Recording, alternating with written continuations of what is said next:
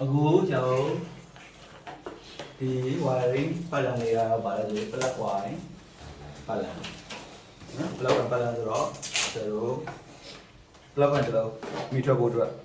အားလိုအပ်လဲကျွန်တော်ကြည့်အောင်နော် plug ကဘယ်ကောင်ဖြစ်မလဲဒီကောင်နော်ဒီကောင်plug wire ရဲ့တိတိသားလေးပဲနော်ဟုတ် plug လေးကိုပြီးပြီဟုတ်ပြီဒါလေးဒီကောင် plug wire plug wire မှာပေါင်းနှုန်းမလို့လားဟုတ်ပါတယ်plug wire မှာပေါင်းနှုန်းလို့တယ် plug wire ကိုပေးတဲ့အပေါင်းဖို့ကဘယ်ရပေးလဲနံပါတ်4နံပါတ်4ဖြူကနေပေးတယ်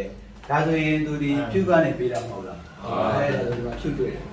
ဒီမှာကျိုး plug wire မှာကျိုးနှစ်ချောင်းရှိတယ်အပေါင်းရဲ့နှုတ်ရပေါ့နော်အဲ့ဒီအပေါင်းတော့ဘယ်ကောင်ကအပေါင်းနှုတ်လဲဆရာတို့သိချင်တဲ့ခါကျကြည့်တဲ့ခါကျတော့အပေါင်းဒီဘယ်ရပေးရမလဲဖြူကနေပေးပြီအနှုတ်ကိုဘယ်ရပေးလဲAC ပါဗျာAC ပါပေးတယ်ဆိုတော့ဒါဆိုတာဒီဒါကြီးအနှုတ်ကျုံမဟုတ်လားဟုတ်ဒါဒီနှုတ်ဖို့ဒါဒီဟုတ်ပြီနော်အပေါင်းနှုတ်တည်ပါပြီဟုတ်ပြီဒါဆိုရင်အပေါင်းဖို့ပြန်ကြည့်မယ်အပေါင်းဖို့ကဒီနံပါတ်ဘယ်လောက်ကနေပေးတာလဲ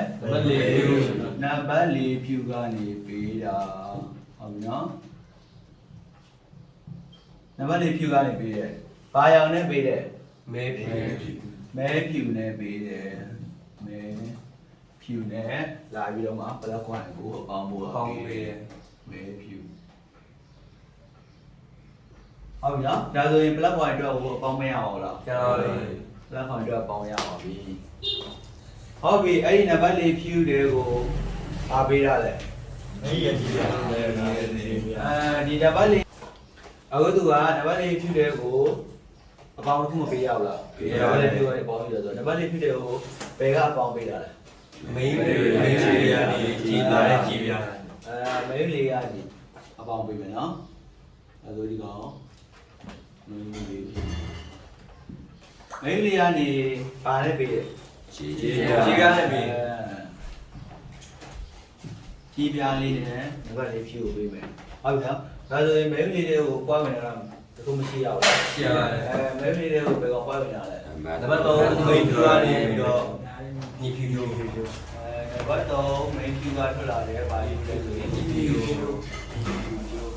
ပွားဝင်တာမယ်ဟုတ်ပြီနော်ဒီကတော့ရှင်နံပါတ်3မေးဖြူတွေပါဝင်တာလဲဘယ်ထရီကလာတယ်အပေါင်းအနီအောင်ဘယ်ထရီကလာတယ်အနီအောင်ကိုပွားဝင်တာဒီနံပါတ်3ဖြူတွေကိုပေးမယ်ဟုတ်ပြီနော်အဲ့တော့ပြန်ပြောကြည့်မှဆိုရင်ဘယ်ထရီကနေပြီးတော့အနီအောင်ကျိုးဒီအပေါင်း7ကိုဒီနံပါတ်3မေးဖြူဝင်မယ်ဖြူကောင်းတယ်ဆိုရင်ဒီပြင်းနဲ့ပြန်ထွက်ပြီးတော့မဲလူလေးကိုမဲလူလေးကနေပြီးတော့မှမဲလူလေးကတ်ရင်ပွားပြန်ထွက်ပြီးတော့ကြီးပြားနဲ့ပွားပြန်ထွက်ပြီးတော့ဝေးပြီလားဝေးတယ်ဒါပေမဲ့မဲလူလေးပွားဝင်တဲ့ကောင်ကပွားပြန်ထွက်ဖို့ဆိုတော့မဲလူလေးကတ်ဖို့လို့လားလိုပါတယ်မဲလူလေးကတ်ဖို့အတွက်ဆွဲမှတ်ကိုအပေါင်းနှုတ်ပေးရအောင်လားပေးရတယ်ဆွဲမှတ်ကိုအပေါင်းနှုတ်ပေးရမယ်ဟုတ်ပြီဆွဲပွားရင်အပေါင်းနှုတ်ပေးတဲ့နေရာမှာအပေါင်းကိုဘယ်ကနေပေးတယ်တော်ထွက်မဲလူဖြူကနေပေးအပေါင်းကိုတော်ထွက်ကနေပေးမယ်အနှုတ်ကိုဘယ်ကပေးလဲ body ground ဆင်းအောင်ယူရမယ် body ground ဆင်းအောင်ယူရမယ်ဒါဆိုဒီကောင် body ground မဖြစ်ဘူးလားဒီကောင်ဒီ body ground ဖြစ်သွားမယ်ဆိုတော့ဘယ်တော့မလာတော့ဘူးကျွန်တော်ဒီမှာကြည့်ရတဲ့ခါကျတော့ဒီ body ground ဖြစ်ဖို့ဟုတ်ပြီနော်ဟုတ်ပြီ body ground ကဘယ်လိုလဲဆိုရင်ဆင်းအောင်ကြည့်ရပါရနော်ဆင်းအောင်ကြည့်မယ်အားပေးပါလေအနှုတ်ဖို့အပေါင်းဖို့ကဘယ်လိုကြည့်ရမလဲအပေါင်းဖို့ကြည့်မနော်အပေါင်းဖို့အောင်ဘယ်ကပေးလဲဆိုလို့ရှိရင်မဲဖြူချိုးကနေပေးမယ်ဟုတ်ပြီနော်တော့ကနေထွက်လာတယ်မဲဖြူချိုးကနေပေးလိုက်မယ်ဟုတ်ပြီဒါဆိုလို့ရှိရင်တော့အုံကနေပြီးတော့မှဘာကျိုးနဲ့ထွက်လာလဲအပေါင်းဖို့မဲဖြူချိုးနဲ့ထွက်လာဟုတ်တယ်နော်မဲဖြူဒီမဲဖြူနဲ့ဒီမဲဖြူမတူဘူးနော်နော်ဒါတော့ထွက်မဲဖြူဒီတော့ထွက်မဲဖြူလေးကဒီဒီကဘိုးတော့ကိုပါပေးရတယ်ဆွဲကအပေါင်းပေးတယ်ဆွဲကတော့ကိုအပေါင်းဖို့ပါပေးတယ်ဒါဆိုရင်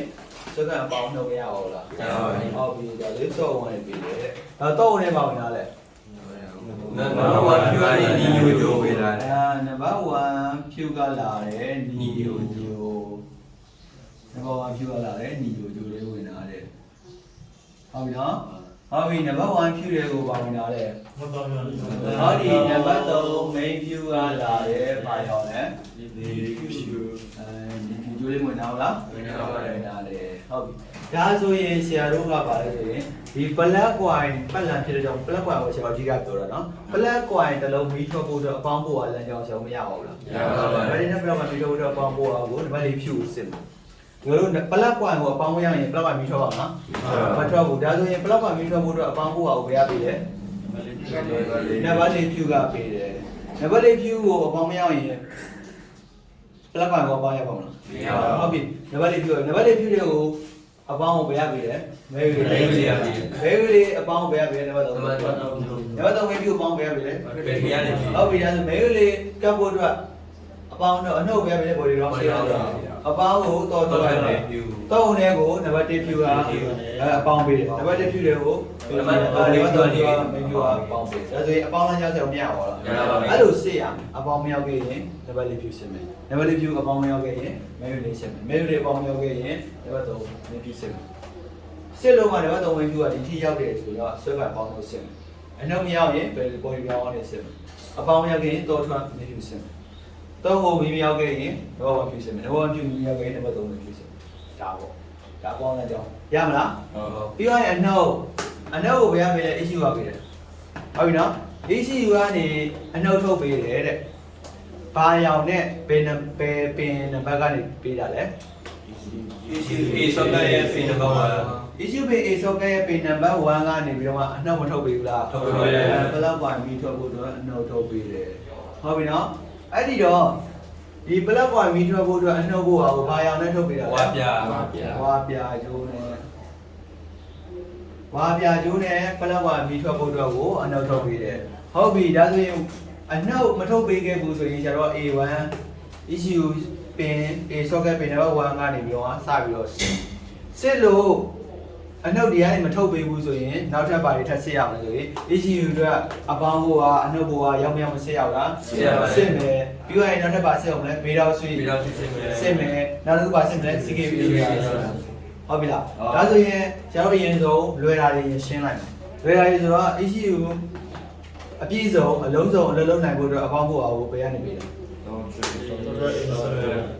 တော့ထွက်ဘယ်ကနေပေးရလဲမဲပြည့်ပြီးတော့ issue ပဲဘယ်လောက်ပေးလဲ29 issue ပဲ29မပေးဘူးလားပေးတယ်ဒီကိုအပေါင်းဖို့အောင်ပေးရမယ် issue ပဲ29ကိုအပေါင်းဖို့လည်းရှောင်းပေးရမယ်ဒါမှ issue ကိုလုံးစုံလုံးဟုတ်ပြီလားနောက်ပြီးတော့အပေါင်းရပြီအနှုတ်ကိုဘယ်ကနေပေးလဲဒီ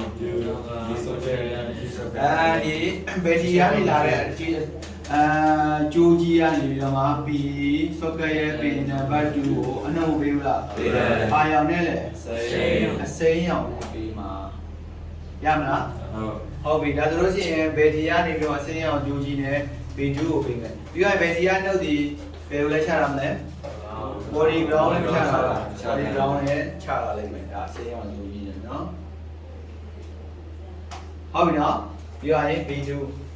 ရမလားအပေါင်းရပြီအနှုတ်ရပြီနော် issue လို့တော့အပေါင်းရပြီအနှုတ်ရပြီနောက်ထပ်အလွယ်တွေဆရာတို့အရင်ပြောပါနော်ရှင်းလိုက်မယ်အပေါင်းရပြီအနှုတ်ရပြီအပေါင်းပေးရမယ်အနှုတ်ပေးရမယ်ရေးကြည့်ရနော် issue လို့တော့အပေါင်းပေးရမယ်အနှုတ်ပေးရ29ကိုဆိုတော့အပေါင်းချမ်းထိုးပေးလိုက် issue ကို P2 ကိုအနှုတ်ချမ်းထိုးပေးလိုက်အဲ့လိုပြောဟုတ်နော်ပြီးတော့လို့ရှိရင်ဒါကတော့ကြိုးကြီးဖြစ်နေတယ်နော် P2 ကတော့နော်သူကတော့ကြိုးကြီးပေါ့နော်ဟုတ်ပြီပြီးတော့လို့ရှိရင်ကျောင်းဒီ issue လို့တော့နောက်ထပ်ပါလို့လေဘေးတော့မတင်အောင်လားဘေးတော့တင်ပေးရမယ်ဘေးတော့တင်နေဆိုတာကဘေးတော့တင်လိုက်ရင်ဘာဖြစ်သွားမလဲဆိုအပေါင်းဖြစ်နေတာဒီအနှုတ်ဖြစ်သွားအဲ့ဒီကအနှုတ်ဖြစ်ဖို့ဘယ်လိုမျိုးလဲဟုတ်ပြီဘေးတော့မှာကျိုးနှချောင်းမရှိဘူးလားအဝေးတစ်ချောင်းထွက်တစ်ချောင်းဒီလိုချောင်းမှတ်တာပဲအဲ့လိုမဟုတ်ဘဲနဲ့ဘေးတော့ရှိကိုလာတာကျိုးနှချောင်းပေါင်းချောင်းနှုတ်ချောင်းအဲ့လိုပြောလဲရတာပဲအဲ့ဒီအပေါင်းချောင်းနှုတ်ချောင်းမှာအပေါင်းဖို့အားဒီအပေါင်းရှိနေတဲ့ဘိုးအားကျိုးဒီမဖြစ်ပါနဲ့အနှုတ်ဖြစ်ရအနှုတ်ဖြစ်ရမယ်အဲ့လိုကြတာဟုတ်ပြီနော်ဒါဆိုရင်ဒီကောင်ဒီအပေါင်းဒီကောင်ဒီအနှုတ်ဟုတ်ပြီနော်အပေါင်းနှုတ်တစ်ချောင်းချောင်းရှိနေပေါ့ထားလိုက်ပါတော့ဟုတ်ပြီဒါဆိုရင် तू ကဘေးတော့ရှိကိုလာရင် तू ကအပေါင်းဒီကောင်လည်းလာရင်အနှုတ်ဟုတ်ပြီနော်ဟုတ်ပြီအဲ့ဒါကကျွန်တော်တို့နှစ်ချောင်းပေးပူးလိုက်တဲ့ခါကျဒီအပေါင်းကိုပြောပါလဲအနှုတ်ကိုဖြစ်သွားတယ်ဟုတ်ပြီလားဒီအပေါင်းကိုရှိနေတဲ့ဘိုးလေးကသူ့တစ်ချောင်းအလွတ်တိုင်းပြီးတော့ပေါင်းဖို့ရှိတယ်ဟုတ်ပြီနော်ကျွန်တော်ဒီအနှုတ်နဲ့ပေးထိလိုက်ရင်ဆက်သွယ်မှုရှိသွားရင်ဘာပြောလဲအနှုတ်ပြောမယ်သူ့မှန်တယ်လို့ရှင်းတာပါလဲအနှုတ်သူ့မှန်တယ်လို့ရှင်းတာအနှုတ်ဖြစ်မှဒီကျိုးကအနှုတ်ဖြစ်မှတော့ပြောမယ် ဘယ်လောက်ပါပြီးထွက်မှာဒီဘောပြလားဟုတ်နော်ဟုတ်ပြီဒါဆိုရင်ဒီအနှုတ်ဒါတော့ဟာလဲပုံတွေနှုတ်ဟုတ်ပြီနော်ဒါကတော့ပုံဟုတ်ပြီအဲ့ဒီပုံတွေနှုတ်ဒီဘေးရောက်ရှိသွားတယ်ဘယ်ငုတ်ကနေလာလဲဘာရောက်လဲဘယ်ငုတ်ကနေလာလဲဘာရောက်လဲအေးဆောက်ကပင်နံပါတ်19ကနေမလာဘူးလားလာတယ်ပင်နံပါတ်19ကနေလာတယ်ဟုတ်ပြီဘေးရောက်ရှိလို့လေဘာရောက်လဲစိမ့်မဲနဲ့နော်သူကဒီ issue ကနေထွက်လာတာစိမ့်မဲဟာဒီဘေးရောက်ရှိဝင်ဘာပြောရလဲစိမ့်ဖြူလားစိမ့်နော်စိမ့်နော်ဟုတ်နော်ကဲဟုတ်ပြီပြောလို့ရှိရင်အဲ့ဒီကောင်ကနေပြီးတော့မှသူကဘေးရောက်ဒါပါလဲဘေးရောက်ရှိမဟုတ်လားဟုတ်ဒါဒီဘေးရောက်ရှိဒါဒီဘေးရောက်ရှိဟုတ်ပြီနော်ဘေးရောက်ရှိဝင်နဲ့နှုတ်ဒီဗီလောက်ရှိကနေပြီးတော့သူကဝင်လာတဲ့အပေါင်းဖို့ကသူကဝင်ရပေါင်းနော်ဝင်ရပေါင်းဖို့ဖြစ်နေပြီးပြီးသူပြန်သွားမယ်ဒါဆိုရင်ဘယ်လိုစက်မှုရှိသွားရင်အနှုတ်မဖြစ်ပါဘူးလား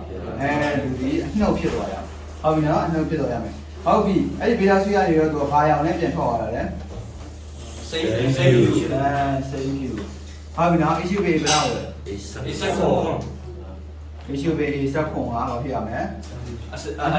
အနှုတ်ဖို့ဖြစ်ရဟုတ်ပြီနော်အေးစက်ခွန်ကအနှုတ်ဖို့ဖြစ်ရမယ်ဒီတော့ကျွန်တော်တိထားရမှာလေအေးစက်ခွန်ဒီအနှုတ်ဖြစ်ရအပေါင်းဖြစ်လို့မရအောင်တကယ်လို့ဘလက်ကမျိုးထွက်ခဲ့အေးစက်ခွန်ကိုစစ်ကြည့်လိုက်အေးစက်ခွန်ဒီအနှုတ်ဖြစ်ရအပေါင်းဖြစ်နေရင်တော့ဘေးတော့တင်းတင်းချက်ချက်အပေါင်းမဖြစ်နေတယ်လို့နော်ဘာဖြစ်လဲဘလက်ကမျိုးထွက်မှာမဟုတ်နားလိုက်တယ်နော်